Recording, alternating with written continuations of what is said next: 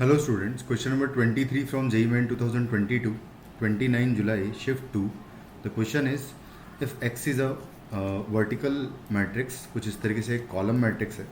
If A is this matrix and for K belongs to natural number, if X dash into A to the power K multiplied by X का value 33 है, बल्कि 33 एक ऐसी matrix होगी जो कि एक 1x1 वाली मैट्रिक्स होगी. इस तरीके से मैट्रिक्स होना चाहिए इक्वल. पहली बात तो ये.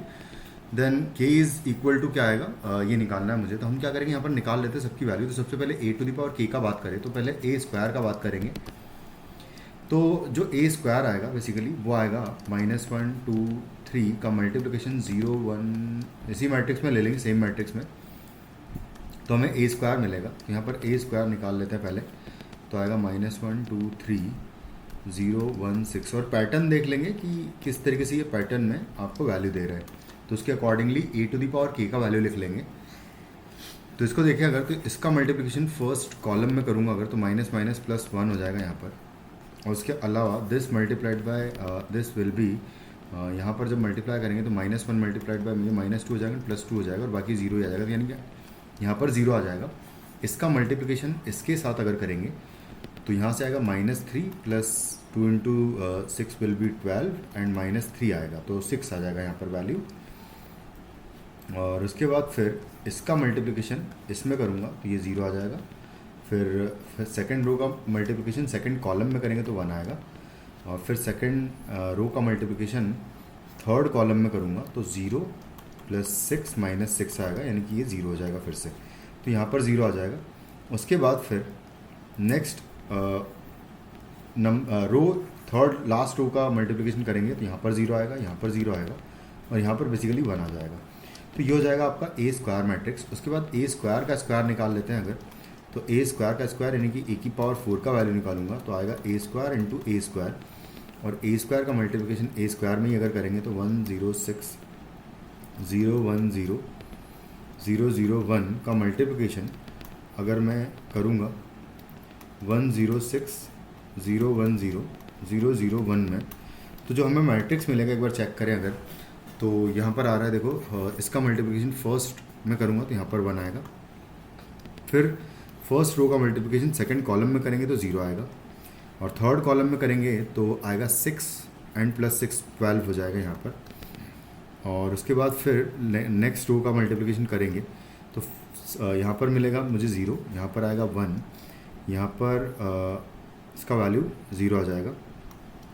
कुछ इस तरीके से आएगा. उसके बाद लास्ट रो का मल्टीप्लिकेशन करूँगा अगर मैं, तो यहाँ पर 0 होगा, यहाँ पर भी 0 और यहाँ पर 1 आ जाएगा. तो यहाँ पर मैट्रिक्स जो आ रही है कुछ पैटर्न ये बन रहा है, यानी कि ए स्क्वायर में ए में यहाँ पर 3 था, ए स्क्वायर में यहाँ पर 6 हुआ, ए क्यूब में यहाँ पर 12 हुआ और बाकी सारे एलिमेंट्स यहाँ पर देखो ए स्क्वायर के बाद तो सेम रह रहे हैं.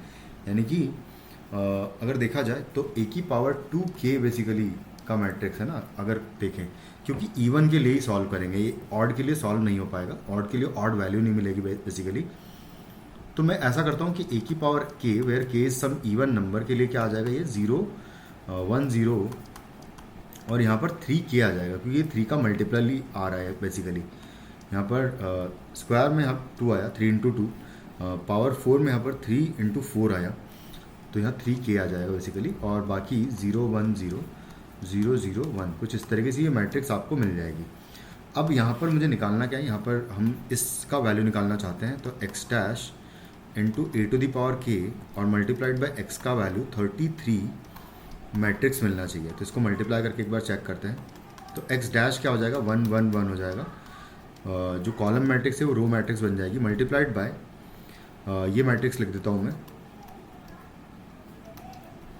और 0 0 1 आएगा. और फिर इस मैट्रिक्स का मल्टीप्लिकेशन मैं 1 1 1 में करूँगा. तो एक बार चलो निकाल लेते हैं. इसका मल्टीप्लिकेशन करूँगा मैं तो फर्स्ट कॉलम में करेंगे तो यहाँ पर 1 मिलेगा. फिर इसका मल्टीप्लिकेशन सेकंड कॉलम में करूँगा तो यहाँ पर मुझे मिलेगा 1. थर्ड कॉलम में करेंगे इसका मल्टीप्लिकेशन तो यहाँ पर मुझे 3k + 1 मिलेगा.